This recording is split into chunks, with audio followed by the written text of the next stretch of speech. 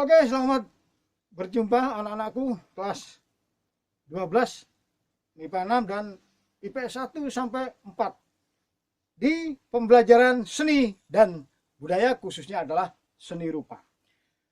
Pada minggu yang lalu kita sudah berikan materi tentang unsur-unsur rupa dan kemudian komposisi, yaitu membuat komposisi. Di dalam seni rupa kita kenal dengan prinsip-prinsip penciptaan, yaitu ada komposisi, ada repetisi, dan lain-lain. Dan pada pertemuan kali ini Pak Putut akan memberikan beberapa macam teknik kaitannya dengan membuat karya. Tapi sebelumnya kalian harus tetap prokes, protokoler kesehatan. Jangan lupa untuk selalu pakai masker, kemudian mencuci tangan dan menjaga jarak. Oke, di dalam unsur-unsur rupa kemarin kita sudah mengenal garis, warna, tekstur, titik yang sudah kita berikan minggu yang lalu. Kemudian pengolahan dari unsur-unsur itu menjadi satu karya yang kita kenal dengan mengkomposisikan unsur itu untuk mewujudkan satu karya. Nah, tentu di dalam membuat karya kalian akan banyak menemukan teknik. Jadi kalau kalian melihat beberapa karya lukisan, kalian akan berpikir ini cara buatnya bagaimana, kemudian teknik pengerjaannya bagaimana. Nah, itu kita kenal dengan teknik berkarya seni rupa. Jadi ada berapa teknik yang perlu kalian kenal, yang diantaranya diambil dari unsur rupa, yaitu teknik garis, atau kita kenal dengan teknik arsir. Kemudian teknik melukis dengan titik-titik, kita kenal dengan lukisan pointillis. Kemudian ada lagi teknik akuarel. Nah, teknik akuarel itu adalah melukis transparan. Nah, melukis transparan. Jadi biasanya ini kita menggunakan watercolor atau watercolor, atau kalian mungkin kenal dengan cat air. Jadi pada awal berproses biasanya kalian berusaha untuk menciptakan warna-warna dengan menimpa. Nah, pada teknik akuarel itu tidak bisa karena harus transparan. Kemudian ada teknik plakat. Nah, ini bertolak belakang dengan teknik akuarel. Teknik plakat atau teknik poster. Jadi medianya juga lain. Kalau teknik akuarel atau transparan tadi, biasanya kita cenderung menggunakan cat air. Kemudian pada teknik plakat atau poster kita menggunakan selain cat air, bisa cat minyak dan cat poster atau cat plakat. Nah, pada teknik akuarel ini kita tidak bisa misalnya membuat warna, menorehkan warna hitam kemudian kita tutup dengan warna putih, tidak bisa.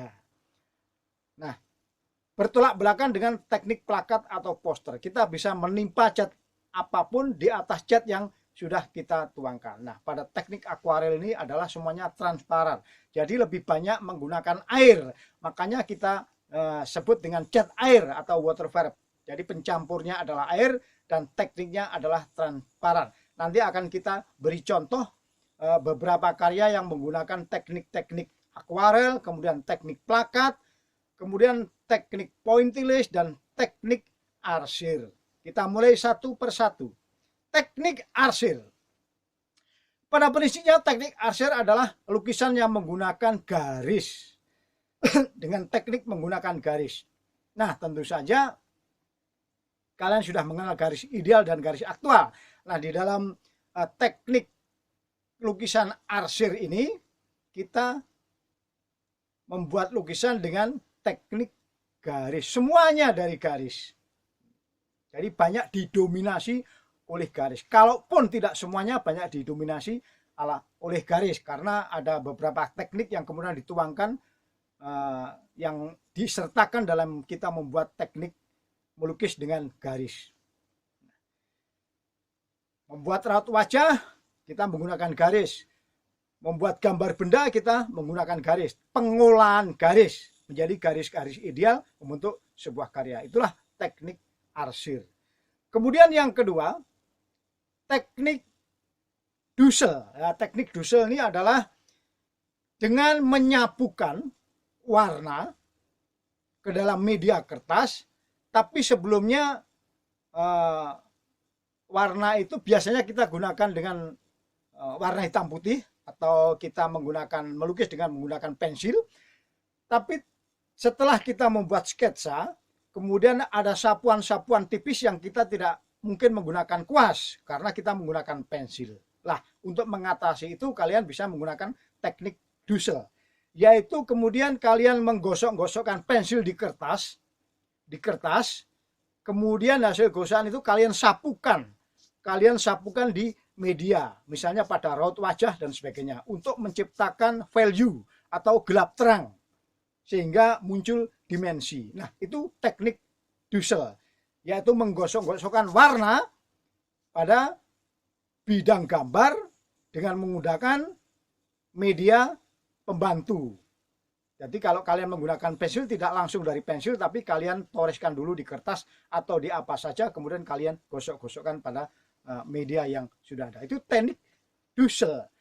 Kemudian yang ketiga, teknik akuarel atau teknik transparan. Jadi menggunakan sapuan-sapuan tipis cat air atau watercolor atau waterfarb. Disebut cat air karena pengencernya air. Nah, di situ kalian membuat lukisan dengan tipis-tipis. Cat air itu tidak bisa kita gunakan secara tebal karena memang ada teknik khusus yang harus kalian gunakan, yaitu dengan sapuan tipis atau transparan. Nah, gambar-gambarnya juga indah walaupun dengan media yang murah, yaitu cat air. Nah, kebalikan dari teknik akuarel adalah teknik plakat atau teknik poster. Disebut teknik poster karena kalian bisa menggunakan cat poster atau cat tembok. Nah, sifatnya menimpa.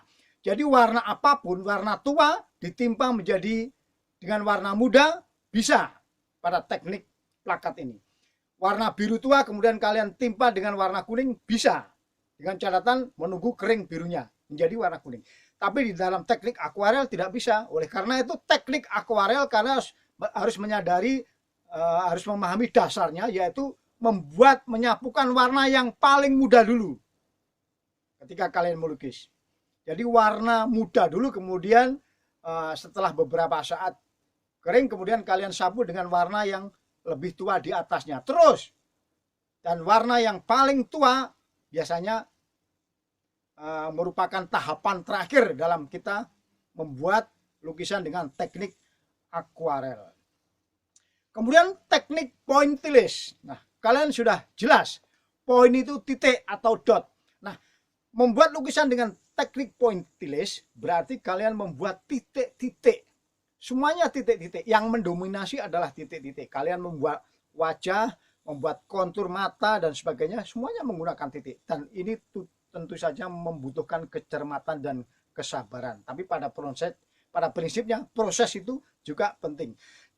Jadi kalian bisa buat lukisan dengan teknik yang kita sebutkan di atas, yaitu akuarel, kemudian ada teknik arsir menggunakan garis, kemudian teknik poster atau teknik plakat menggunakan cat-cat yang tebal yang menutup, kemudian teknik Dussel dan sebagainya. Tentu ada teknik-teknik lain yang mungkin kalian bisa belajar di luar yang diberikan Pak Putut. Misalnya teknik dengan menggunakan spray atau semprot. Nah, kalau menggunakan teknik semprot tentu kalian akan membuat pola-pola dulu supaya penyemprotan cat kalian tidak kemana-mana. Itu biasanya digunakan ketika orang melukis bak truk misalnya, atau bak motor gede, itu dia menggunakan spray atau teknik semprot. Dan semuanya karya-karya yang dihasilkan itu akan memiliki karakter tersendiri, akan memiliki bentuk-bentuk tersendiri. Nah, itu beberapa teknik yang saya berikan kepada kalian pada pertemuan kali ini. Ingat, nantinya kita akan praktekkan teknik itu. Dan pada kali ini akan saya berikan contoh, saya akan lampirkan beberapa karya yang menggunakan teknik-teknik seperti yang sudah saya sebutkan tadi. Kemudian bentuk-bentuk lukisan yang menggunakan teknik itu tentu bermacam-macam. Tidak selalu harus gambar nyata, tapi juga gambar-gambar yang mungkin agak sulit dipahami. Nah, nantinya untuk mengidentifikasi bentuk-bentuk lukisan itu, kita akan masuk di dalam aliran seni lukis yang akan kita berikan untuk pembelajaran minggu depan, yaitu aliran seni lukis. Saya yakin kalian sudah pernah mendengar beberapa aliran seni lukis. Nanti akan kita kupas di minggu depan. Tapi pada pertemuan kali ini, saya hanya cukup memberikan beberapa macam teknik itu. Dan kalian bisa menambahkan teknik-teknik lain.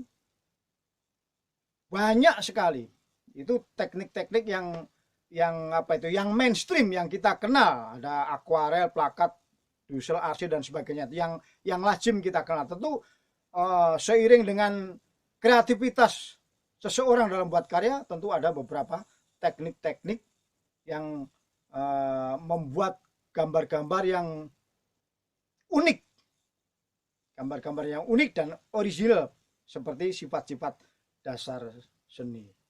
Seperti tadi saya sebutkan, ada teknik sprayer, teknik penyemprotan.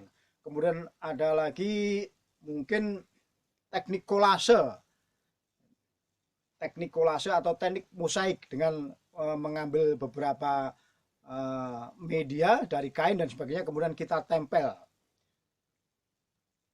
Dari pelepah daun pisang misalnya, kita membuat lukisan dan kita tempel. Itu adalah teknik-teknik di luar yang kita sebutkan tadi. Kemudian ada teknik brush.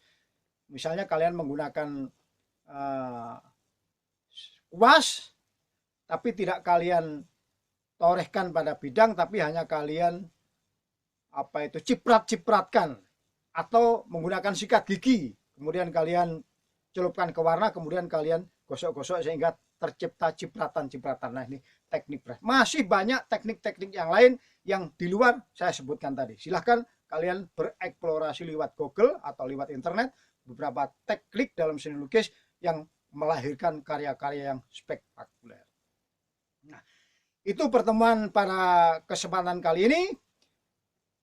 Jangan lupa saya ingatkan, pastikan kalian sudah mengambil atau membeli buku sebagai buku bantu untuk belajar kalian di rumah di kios Sinar Baru belakang Sriwedari.